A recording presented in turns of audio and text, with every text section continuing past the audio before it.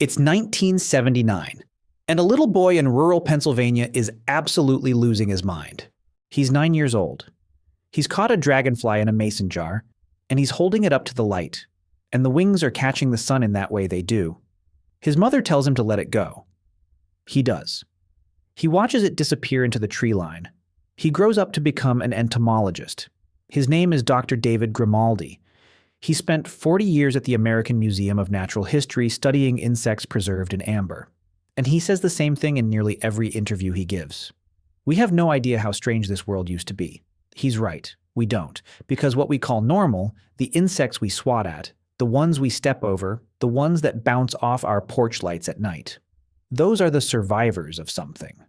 The remnants. The scaled-down descendants of creatures that would make your blood go cold if you saw one today. I need you to understand something before we go any further. The world has been running a very different experiment than the one you're living in. In most classrooms, this question gets a clean answer. Oxygen. Here's how the textbook version goes. Roughly 300 million years ago, during a geological period called the Carboniferous, Earth's atmosphere contained somewhere between 30 and 35% oxygen. Today it's 21. And insects, unlike us, don't have lungs. They breathe through a network of microscopic tubes called tracheae, which deliver oxygen passively, directly to tissues, without a heart pumping blood to carry it. That system is elegant. It's also physically limited. The bigger the insect, the longer those tubes need to be, and the harder it becomes to move enough oxygen to the center of the body. At some point, the math stops working. The insect runs out of air before the air runs out of insect. So, more oxygen in the ancient atmosphere, higher ceiling on maximum insect size. Less oxygen today, smaller insects. It's logical. It's tidy. It's also about half the story. In 2012, a researcher named Wilco Verberg at the University of Plymouth published work that changed how scientists think about this. His team examined how aquatic insects, creatures whose size is also constrained by oxygen supply, responded to changing oxygen levels across evolutionary history. What they found was striking. Yes, oxygen correlated with size. But the relationship wasn't linear. At the extreme sizes seen in the fossil record, oxygen alone couldn't account for the numbers. The math didn't close.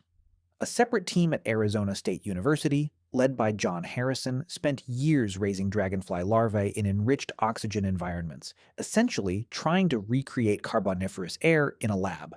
The larvae did grow larger, measurably, reproducibly larger. But when they modeled what 35% oxygen would have produced at scale, the result wasn't Meganeura, the dragonfly with a 2.5-foot wingspan whose fossils were first pulled from French coal mines in the 1880s. It wasn't close. Harrison himself said it plainly in a 2010 paper in PLOS One. Oxygen was a necessary but not sufficient explanation. Necessary, but not sufficient. That phrase should stop you. Because if oxygen explains some of the size but not all of it, then something else, something we've been leaving out of the story, was pushing those creatures toward dimensions that feel almost mythological. And when you find out what it was, it changes the way you think about the world you're living in. The first missing piece is almost insultingly obvious once you hear it. There were no birds. Not yet. Birds wouldn't evolve until roughly 150 million years ago. In the Carboniferous, the sky was unclaimed. Insects were the apex aerial predators. Nothing fast, nothing warm-blooded, nothing with the reflexes and visual acuity of a hawk was hunting them from above. If you were a large flying insect 300 million years ago, your size wasn't a risk. It was a weapon. The moment birds arrived, that equation flipped. Suddenly, big meant slow. Big meant visible. Big meant you were a target that was easy to track against an open sky. Natural selection started doing what it always does. Quietly. Generation by generation, killing the big ones a fraction of a second faster than the small ones. Over millions of years, the giant end of the insect size distribution didn't disappear overnight. It just compressed. Steadily. Ruthlessly. Inward. There's a second piece, and it's stranger. It has to do with trees dying. Or, more accurately, trees not dying. The Carboniferous was the age of enormous forests, planet-spanning, oxygen-pumping forests that were doing something unprecedented, growing wood. And wood, specifically a compound called lignin that makes wood structurally rigid, was something life had not yet figured out how to decompose. The fungi and bacteria that break down dead trees today, the organisms that make a fallen log rot within a few years, those organisms hadn't evolved yet. So when a tree died in the Carboniferous, it didn't rot. It fell. It piled up. It compressed under the weight of more trees falling on top of it over millions of years.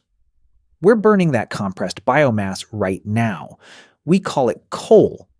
The entire global coal supply is essentially a graveyard of Carboniferous trees that died before anything knew how to eat them. And while that was happening, those forests were doing something to the atmosphere. They were pulling carbon out and locking it underground and releasing oxygen as a byproduct for millions of years, without the decomposition cycle returning carbon to the air. Oxygen climbed, and climbed, and climbed. That single ecological accident, forests that couldn't rot, may have done more to create giant insects than any other factor in Earth's history. Here's the third piece, and this one is the one that should genuinely unsettle you. A 2009 study published in PNAS by researchers Matthew Clapham and Jared Carr analyzed thousands of fossil insects across 320 million years of geological time. They weren't just looking at size. They were tracking how maximum insect size correlated with atmospheric oxygen levels and with the emergence of flying predators. What they found was this: when oxygen dropped, insect size dropped, but not always immediately, and not always by the amount you'd predict from oxygen alone. The bigger size reductions correlated with the arrival of birds and then bats. Two separate predator events, two separate waves of enforced miniaturization. The atmosphere constrained what was possible. Predators determined what was allowed. These are not the same thing. So why did oxygen fall in the first place? Because evolution caught up with the trees. Fungi developed the enzymatic toolkit to break down lignin. Dead wood started decomposing, the carbon cycle closed, the atmospheric loophole that had let life go enormous, quietly, without drama, over millions of years, simply stopped working. The giants didn't fall in a catastrophe. There was no asteroid, no ice age, no single bad day. They shrank. Across geological time, under pressure from changing air and new predators, the creatures that had ruled the sky for 60 million years, longer than mammals have been the dominant land animal, gradually became the insects you absent-mindedly flick off your arm in summer. And here's what that should make you feel.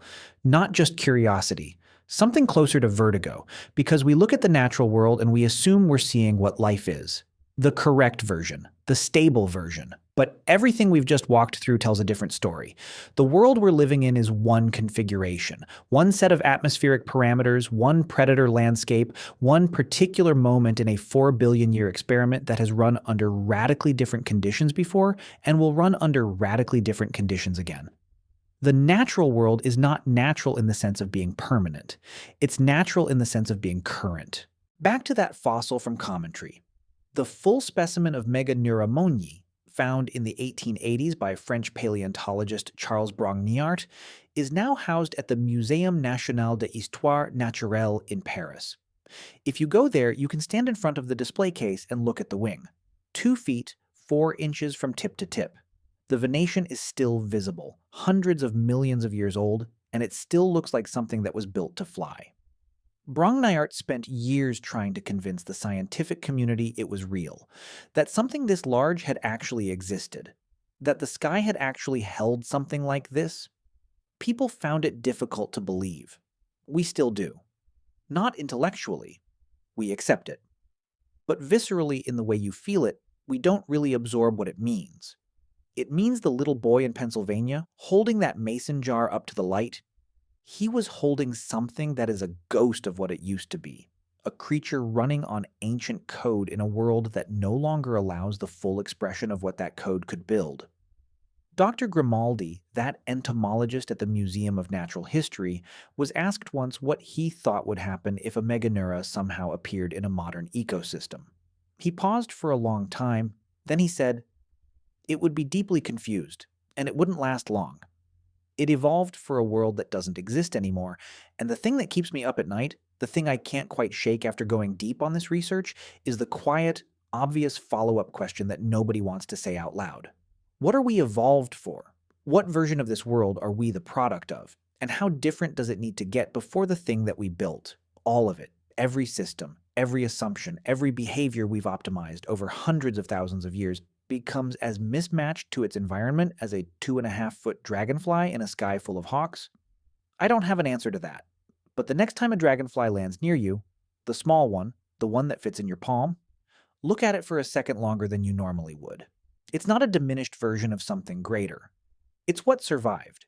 It's what the current world permits. Meganeura didn't lose. The world just stopped running its era.